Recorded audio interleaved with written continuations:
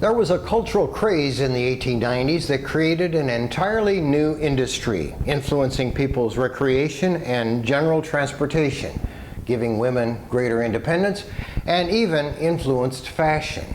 The craze, the development of what was called the safety bicycle, which had two equal-sized wheels instead of a huge front wheel and small rear wheel, also using a chain drive instead of pedals directly attached to the large front wheel. In the spring of 1893, two brothers caught the wave of the exploding popularity of the bicycle by opening a bicycle shop where they sold and repaired bicycles. The brothers, Orville and Wilbur Wright. I became aware of this interesting piece of history while reading Pulitzer Prize-winning author David McCullough's book, The Wright Brothers. But there was a potentially dark side to the fast-growing popularity of the bicycle. McCullough writes, "Voices were raised in protest. Bicycles were proclaimed morally hazardous. Until now, children and youth were unable to stray very far from home on foot. Now, one magazine warned, 15 minutes could put them miles away.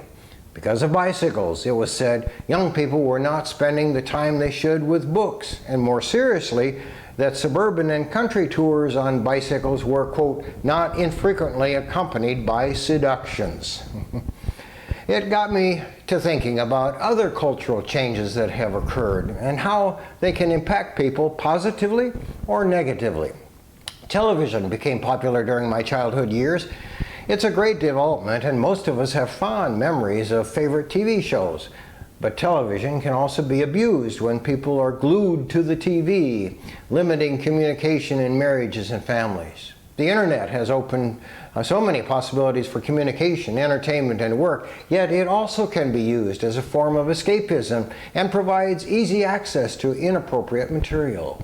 Then there's the cell phone. It's easy to identify the positive uses, but also easy to point out its negative influences.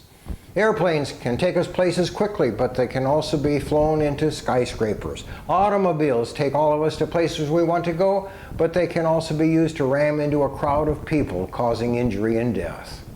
The reality is that any invention, any tool, anything that's usable is often morally neutral, but can be used for good or for evil by people who can make moral choices. God's given all of us a great many useful things. The question is, how do we use them? God has made us stewards of all we have. He has a plan on how we ought to use it all. Are we following through with His plan? Thankfully, the bicycle is one invention that has been used far more for good than for evil. The Wright brothers certainly used the bicycle craze to great advantage. It provided them with enough income to invest in the development of their airplane. And the mechanical processes they developed while building and fixing bicycles were useful in the building of their airplane as well. As stewards of all God has given us, how can we put it to good use?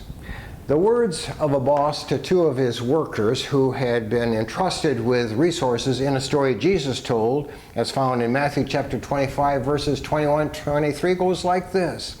His master said to him, "Well done, good and faithful servant.